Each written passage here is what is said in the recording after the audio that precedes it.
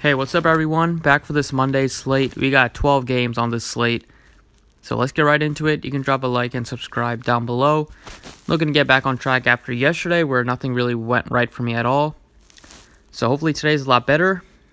Starting off at pitcher, it's not like we have a guy that really sticks out that's a true ace like a Scherzer on this slate, but we have Giolito in a great spot against the Tigers. He's probably the best pitching option, and then you have Charlie Morton's my second favorite. If I'm paying up for one of those two. And then if you're looking for like a cheap pitcher, there's not a ton that really sticks out, except maybe Velasquez at 78, I think is a decent play. And then you'll probably have to take a chance on this Indians pitcher, Seville, who's making just his second start, but in AAA he was really good. So he's definitely a candidate to be an SP2, because besides that, not going to be interested in Waguespack. Merrill Kelly's really up and down. And then Porcello's just pretty bad, so not a ton that you want to go to. So I think it's going to be Giolito is going to be my first guy at 11,000. He's really expensive, but there's not a lot of cheap pitching that you can go to, so it's really tough to get two value pitchers on the slate. I think paying up for a top pitcher is probably the way to go. Giolito has so much strikeout upside in a matchup against the Tigers.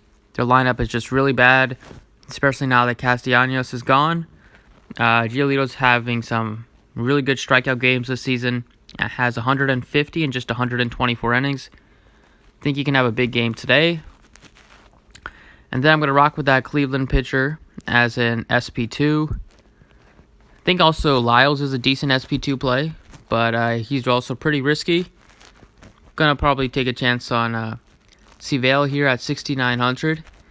Matchup against a Rangers offense that is still missing their best hitter in Gallo, their most dangerous hitter. In AAA, he was good we had a 1.63 ERA in his 5 starts in AAA, and overall he had a 2.85 ERA with 40 Ks, so he's a decent strikeout pitcher.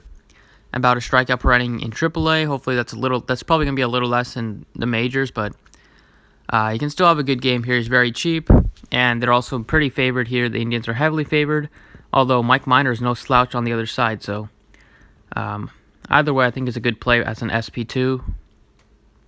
And today 3 teams are really sticking out as stacks. The top 2 are going to be the Red Sox, are my favorite stack, facing Montgomery, and then the Yankees, I'll go to them. My second favorite, and then I think the Reds are a little appealing just because they're insanely cheap. They're going to face Taylor Cole, and then they're going to get to face a pitcher making his MLB debut who had a 6+ ERA in AAA. He has some decent stuff. If you don't look at his ERA, if you look at past season, he was decent, but this year in AAA, he was pretty bad. I was trying to find him. And this Reds team is very cheap, so you can definitely fill out some nice value, get some value plays from them. Here's Sandoval here, Patrick Sandoval. He's a lefty. The Reds are probably going to load up on the righties. He had a 6.41 ERA. His whip was almost at 2, so he's really struggling this season, and that was in AAA. But he was pretty good with the strikeout, so he has a little bit of upside. But I'll definitely roll with the offense here, looking at those numbers. So come in. Yeah, I think the Reds are pretty appealing. You have guys like Suarez, who mashes lefties. He's pretty affordable at 44. You have Van Meter, if he's in the lineup. He's been hitting the ball so well at just 3,900, even though it's a lefty-lefty matchup. Iglesias, a cheap shortstop play. Then you get Senzel, and you get the top prospect that they acquired, Aquino, at 3,600. So I like the Reds as a cheap stack to pair with the Red Sox and Yankees. Starting off at first base, probably go with Sam Travis here. The Red Sox have a 7+ total. They're going back home, which is good to see. They've really struggled on this road trip that they're on right now. So going back home should definitely help them, especially their offense, and facing Montgomery and a terrible Royals bullpen is not going to hurt them either. Travis this season has been much better against left-handed pitching. He has both home runs have come against lefties in just 47 at-bats. ISO is at 150, slugging at 404. He's not a super dangerous hitter, but he can definitely get a couple hits, maybe put one over the fence. And at 3,400 with a first baseman and outfield eligible, really nice play as a value option. At third base, I like Suarez here, nicely priced at just 4,400. Ton of power with Suarez. He had a ton of home runs in July.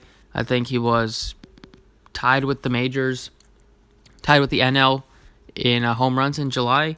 Just mashing the ball that month and going. He's back home. Great park to hit in, obviously. And facing a pitcher that's struggled in AAA. He really is good against lefties. This year he's been good against both sides, pretty equal. But average is about the same. ISO's at 238 against lefties. And he's going to get to face Taylor Cole for at least one at-bat. So he has a 49% hard hit rate to lefties and career-wise. Suarez mashes lefties 281 average with a 40% hard hit rate and a very, very impressive ISO at 223 ISO and a 504 slugging percentage. Nicely priced at 4,400. He's been mashing he mashed in July, and he's hopefully that can continue into August because he has a ton of power. In July, he batted 289, but he had 12 home runs that month after only having 3 in the month of June. And so far in August, he's been pretty good with a 400 average. In the outfields, I'm going to go with JD Martinez. Whenever Martinez faces a lefty is when I get excited about playing him. 5,100 is you're not getting him at a cheap price tag like you were earlier this year when he was struggling a little bit, but now he's back to what he's been for the last couple seasons, just a tremendous hitter against both sides of the plate, especially against lefties. So much power, especially at home in Fenway. This year against lefties, he is batting 381 with 14 home runs and just 97 at-bats. Those numbers are ridiculous. 14 bombs and 97 at-bats compared to 10 home runs in 311 at-bats against righties. A 505 ISO, 887 slugging percentage. It's going to be tough to fade JD on this slate. If you're looking for a guy to hit a home run, Martinez probably has the best chance to take one deep here off of Montgomery. And speaking of the Reds, I'm going to go with their, the prospect that they acquired, 3,600 for Art. I'm just going to call him Art Aquino or Aristes Aquino. Either way, however you say his name. Just a really, really good hitter. He could probably be one of the better, a couple years, probably going to be one of the better stars in baseball, or has a chance to do that at least. He's 25 years old. So he's not super young like Acuna or some of the other prospects that were called up. But before he got traded, he had a 992 on base plus slugging, 42 extra base hits, and he had 28 bombs in just 78 innings in AAA. First couple games, he struggled against the Braves. He faced some tough pitchers in those first couple games, and now he's getting to face, probably he's a guy on his same level. Another guy that's making his debut. This will be just his 5th game. But he showed his power 2 days ago, and he took a day off, so he's well rested. Yesterday, although he did come in to pitch it, and he got a base hit. And only 3,600 with the amount of power that he has. Seems like a great play, especially on DraftKings, and super cheap on FanDuel, where he is min-priced. $2,000 for him on FanDuel. Probably the top play, point per dollar play of the slate.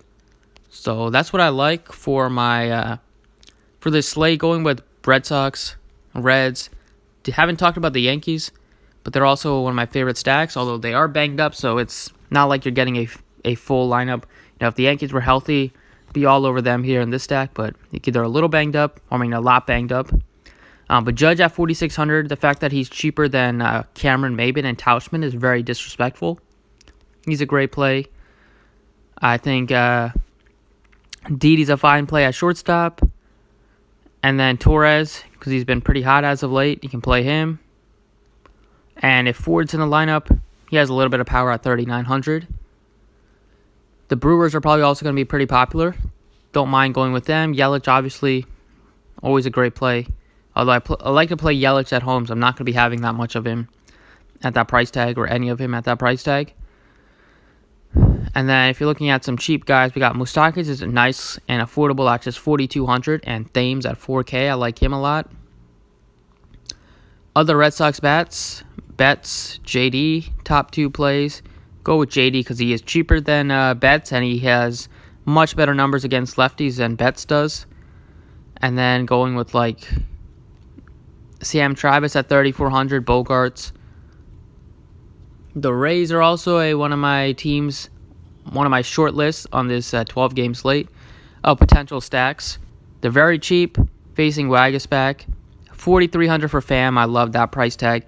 I love $3,800 for Kiermaier. And I love G-Man Choi at $3,900. And last but not least, already talked about the Reds, so pretty much done there. Maybe the Phillies are a little bit. You can stack them up a little bit. I think they're a better stack on FanDuel, especially Corey Dickerson, super cheap. Not going to have that much interest on DraftKings. And then the Dodgers are probably another popular stack. They're pretty cheap too. So Jock Peterson, $4,000. Love that play. Love Pollock at $39,000. Corey Seager at $4,000. Really cheap. Turner. Dodgers are a really good stack. Facing Michael Wacha. We know his struggles this year. So yeah, those are like 5 teams on the slate that I'm looking at stacking. So hopefully you enjoyed the video. Thanks for watching, and good luck.